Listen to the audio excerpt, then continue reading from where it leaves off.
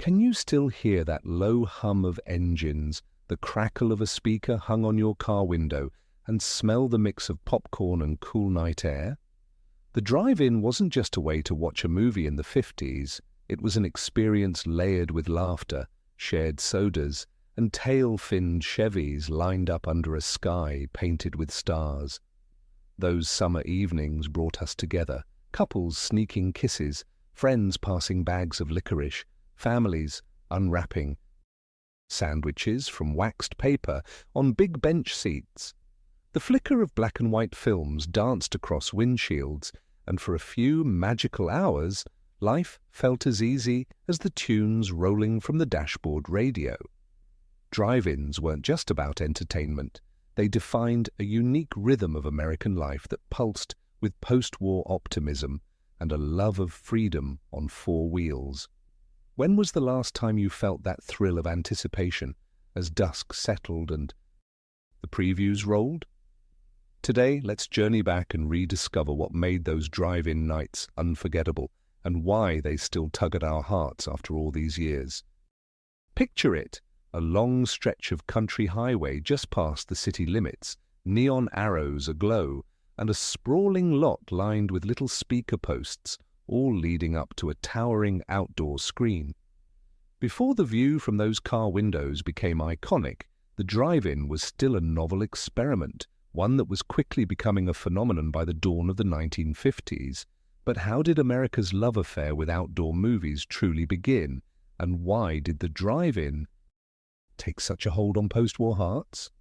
The story goes back to a summer night in 1933 when Richard Hollingshead, a young movie fan from Camden, New Jersey, projected film onto a makeshift canvas in his backyard, with cars spaced on planks to find the perfect viewing angle. He was inspired by his mother's struggle to fit comfortably in traditional theatre seats, a challenge many families of the day could relate to. Hollingshead's simple test would evolve into the very first commercial. Drive-in theatre, advertising, the whole family is welcome, regardless of how noisy the children are. From these humble beginnings, the drive-in offered something truly American: comfort, innovation, and a touch of rebellion against stuffy convention. After World War II, the drive-in's fortunes shifted dramatically. In 1946, there were fewer than 300 drive-ins nationwide, but by 1949, that number had ballooned to over 2,000. The reasons were clear. Americans were on the move, both literally and figuratively. Thanks to the GI Bill, young families were flocking to the suburbs, trading in city apartments for houses with lawns and sedans parked out front. Car culture was booming, thrusting the automobile to the center of everyday life and leisure. The drive-in was more than just a new kind of theater. It was a playground for a generation raised on the open road. Did you know that the post-war economic boom helped make the drive-in a symbol of easy affluence? Gasoline was cheap, and cars, now designed for comfort and style, became extensions of identity and personal space. Families could pile in, bringing pillows, kids in pajamas, and even the dog. No one batted an eyelash if a baby started to cry or a restless child switched seats.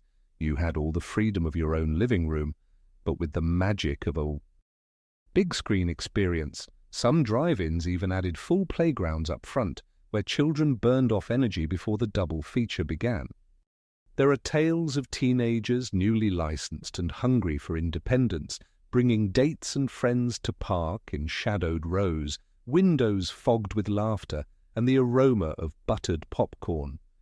For many, the drive-in became a rite of passage, as much about socializing and a little mischief as about the movie itself. Can you remember the sense of possibility you felt as you rolled through the gates, headlights dimmed, searching for the perfect spot? But that's not all. Drive-ins also shaped the way movie houses did business. Because they could cram in hundreds of cars on wide, undeveloped land, rural operators often outperformed ornate city theaters for blockbusters and family hits. Admission was cheap, sometimes by the carload, making a night at the movies within reach for large families. And to top it all off, the outdoor experience even helped steer Hollywood's decisions. The popularity of science fiction, monster flicks, and westerns soared as studios realized their eye-popping visuals looked best splashed across a drive-in screen. You might not believe this, but some drive-ins pushed boundaries further than most people realize. Operators experimented with car heaters for chilly autumn showings, and for extra comfort, some installed in-car food delivery, an early precursor to today's drive-through culture. There was even a brief run of dusk-to-dawn showings, a full night's lineup for adventurous moviegoers or young couples escaping parental eyes. In 1958, the all-weather drive-in in Copiague, New York, boasted capacity for 2,500 cars and a 28-lane snack bar, claims that would astonish even the largest multiplex today. Still, as drive-ins sprang up and spread from Maine to California, what mattered most to many families wasn't the technical marvels or even the movies themselves, it was the feeling of escape. During a decade marked by Cold War jitters and technological change, the drive-in provided a slice of Americana where time seemed to slow, laughter comes easy, and the simple pleasures, a shared Coke, a blanket in the trunk, took center stage. So the next time you pass an old, overgrown lot with that telltale screen framing the horizon, ask yourself, did you ever sneak a friend or two into the trunk to save on tickets? Or do you recall the hush that fell over the lot when the projector finally flickered to life? For some, those memories still shine brighter than the stars above the screen. Because as the sun set on the 1950s, the drive-in wasn't just thriving, it was shaping American nightlife, becoming both a ritual and a refuge. But what was it exactly about those evenings under the stars that lured generations out of their homes, rain or shine, week after week? That's what we'll explore next as we tune in to the magic that made the drive-in so much more than just a place to see a film.